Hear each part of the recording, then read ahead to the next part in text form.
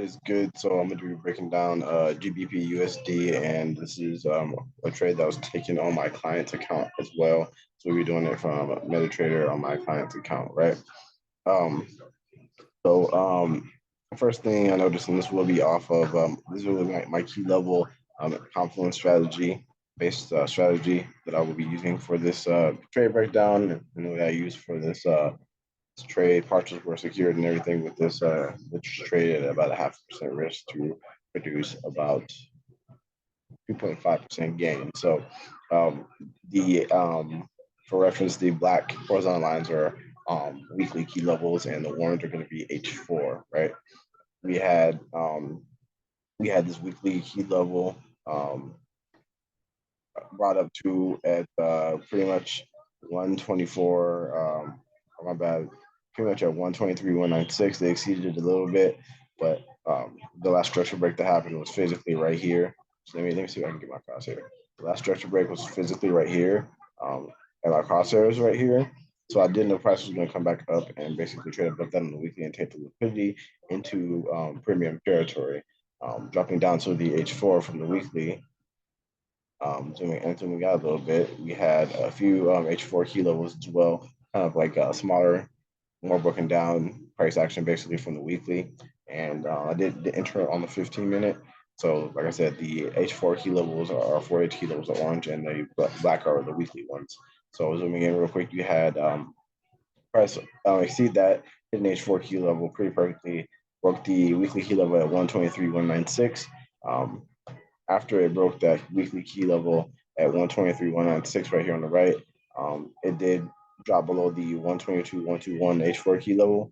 And I decided that there was enough price action to get in on this trade on the 15-minute via this 122, 121 key level being broken on the H4 and the 123, 196 key level on the weekly that was also broken to the downside. So dropping down to the 15-minute, you did see that there was, real quick, I'll just do this on the fly real quick. You did see that there was bearish trend line right here, and this is the price action post H4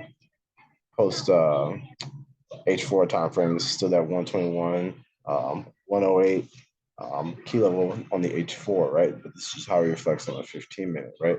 So I am real quick going to draw in a few more key levels that are going to be the 15-minute level, 15-minute time frame key levels. Let me see here. I placed too much image in a little bit. So this one.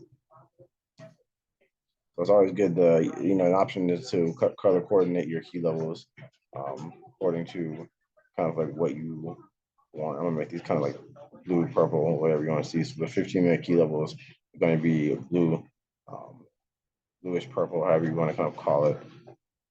Right there for sure. And there is one right here for sure. And I'm gonna call that, right? I'm gonna call that on the, I'm gonna do one more.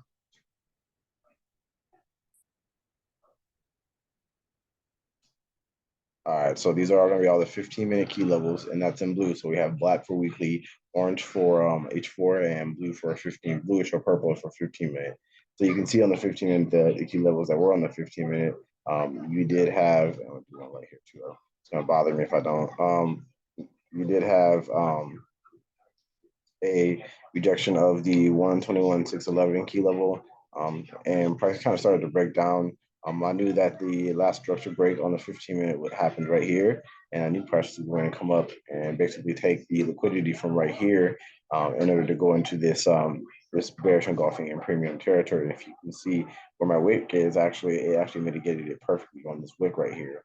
So it came back into the premium territory. That's at the 121,611 level on the 15-minute. Price did start to drop, and I did notice that they recently took liquidity right here where my crosshairs are. So what I did basically was a market execution on the way down, and price ended up tanking, breaking the H4 121, 108 level, and then breaking below the 15-minute 120, 920 level. So it all ended up working out in my favor. I took this on both of my clients' accounts, and I basically have a trailing stop loss of 700 points behind this. Behind this, as price moves, down to my TP, which is based on the H4 119.445 level, for a total of I believe it was like 1 to 5 or 1 to 7. Um, and yeah, it's just a good way to milk the markets, honestly. If you want more breakdowns like this, go ahead and drop a like and subscribe. Um, it's going to be more videos like this at least 2-3 times a week. I'll be dropping a video on this, on just like video breakdowns and things like that that we can go through in order for you to learn further, right? So we also, by the way, had a break of